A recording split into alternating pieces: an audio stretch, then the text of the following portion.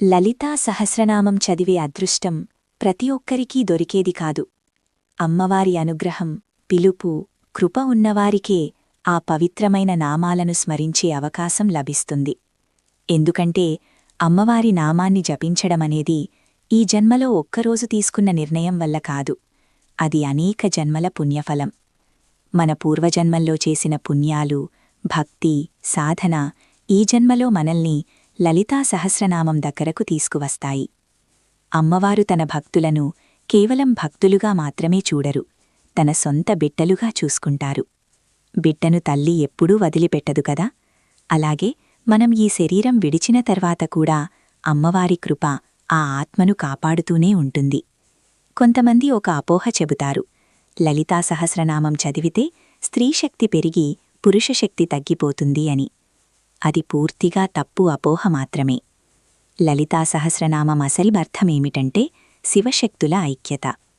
అగ్ని మరియు దాని వేడి వేరు కాదు కదా, అలాగే శివుడు మరియు శక్తి కూడా వేరుగా ఉండరు. ఈ పారాయణం మనలో అహంకారాన్ని తగ్గిస్తుంది, కోపాన్ని తగ్గిస్తుంది, మనస్సులో వినయం, ప్రేమ, శాంతి పెంచుతుంది. అందుకే లలితా సహస్రనామం జపించే ఇంట్లో మెల్లగా గొడవలు తగ్గి కుటుంబంలో ప్రశాంతత పెరుగుతుంది.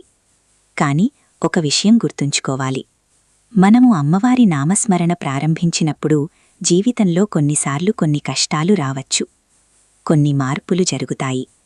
అవి శిక్షలు కాదు, అవి మనల్ని శుద్ధి చేసే ప్రక్రియ. అమ్మవారికి మరింత దగ్గర చేయడానికి జరుగుతున్న పవిత్ర మార్పులు.